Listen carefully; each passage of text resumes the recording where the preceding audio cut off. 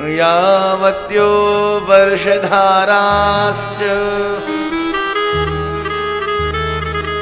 वर्षधारा शब्द आया पर्वतों के लिए। पर्वत कितने हैं? 27 पर्वत हैं। अदिवी माने नदियां, वर्षधारा शब्द आया पर्वत के लिए,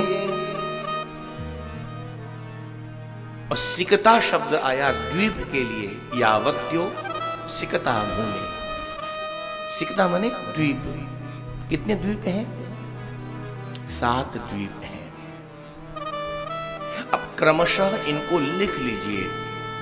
सिकता, अदिवी और वर्षधारा, 7 द्वीप, 45 नदियां, 27 पर्वत। ये जो संख्या बनी है 74,527। मानो इतनी संख्या में गौदान करके ले। ये भी एक भाव आचार्यों ने टीकाओं में व्यक्त किया है। एक गलती हो गई।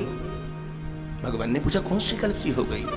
बोले एक विप्र ब्राह्मण को मैंने गौदान करके दी। ब्राह्मण ले गया अपने घर, गौशाला में बांध दी। अचानक क्या हुआ? रात्रि के समय रस्सी खुल गई और भटकती भटकती वो गाय मेरे गौधन में आकर के मिल गई।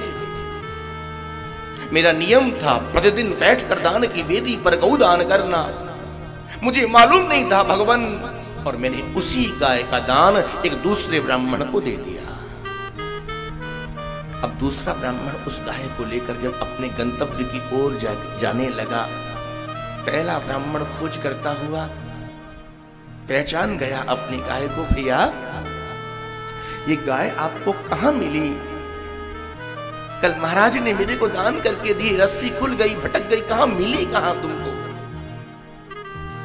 दूसरा ब्राह्मण बोला क्या बोल रहे हो तुम? मैं अभी अभी महाराज से दान लेकर आ रहा हूं। महाराज नृग ने मेरे को दान करके दी है। तुम कहते हो ये मेरी गाय है। भैया मैं झूठ नहीं बोलता, ये मेरी गाय है, सच कहता हूं। दोनों ब्राह्मण लड़ते झगड़ते मेरी सभा में आ गए। मैंने पूछा विवाद का कारण क्या है? दोनों ने अपनी अपनी बात, दोनों की बात एकदम सच। कल मैंने इसको भी दान करके दिया, आज मैंने इसको भी दान करके दिया। राजा नृग कह रहे हैं भगवान मैंने पहले ब्राह्मण को कहा महाराज क्षमा कीजिए, मेरे को झगड़ना छोड़िए, विवाद को छोड़िए, इस एक गाय को त्याग दीजिए। मैं इस एक के बदले 100 गौदान करके आपको देता हूं, विवाद मत कीजिए। भगवान ये ब्राह्मण बड़ा स्वाभिमानी, बात की बात। बोले राजन नहीं चाहिए आपकी हमें 100 गाय, मेरी अपनी बात है, ये गाय मेरी है। या तो मैं इसी गाय को लेकर जाऊंगा, अन्यथा नहीं चाहिए मुझे तुम्हारी 100 गाय। स्वाभिमानी ब्राह्मण अपनी उस गाय को छोड़कर चला गया। मेरा अंतिम समय आया, मृत्यु हुई। मैं कहां पहुंचा? यमलोक पहुंचा। यमराज ने चित्रगुप्त को आदेश दिया अकाउंट खोलो इनका। हम सबकी फाइल ऊपर मेंटेन हो रही है, यहां हम छुप लें, अपने आप को छुपा लें, लेकिन वहां कोई अपने आप को छुपा नहीं पाएगा। एक एक दिन की रिपोर्ट, एक एक पल की रिपोर्ट वहां नोट हो रही है। चित्रगुप्त ने देखा महाराज ये तो बहुत बड़े धर्मात्मा हैं, बहुत बड़े पुण्यात्मा हैं, बहुत बड़े महादानी हैं, बहुत दान किए हैं, स्वर्ण दान, गजदान, अश्वदान, गौदान, वस्त्रदान, कौन कौन से दान इन्होंने नहीं किए? ये तो पुण्यात्मा धर्मात्मा है। एक गलती हो गई इनसे, छोटी सी भूल हो गई। जिस गाय को दान कर चुके थे उसी गाय को उठाकर दूसरे ब्राह्मण को दान कर दिया। यमराज ने मेरे को पूछा महाराज आपकी पुण्य तो अनंत है, छोटा सा पाप हो गया है, आप ही कहिए आप छोटे से पाप को भोगोगे या अनंत पुण्यों का पहले उपभोग करोगे? मैंने मन में सोचा छोटा सा पाप है, जल्दी से उसको भोग लूं और उसके बाद तो अनंत पुण्यों का उपभोग करूं।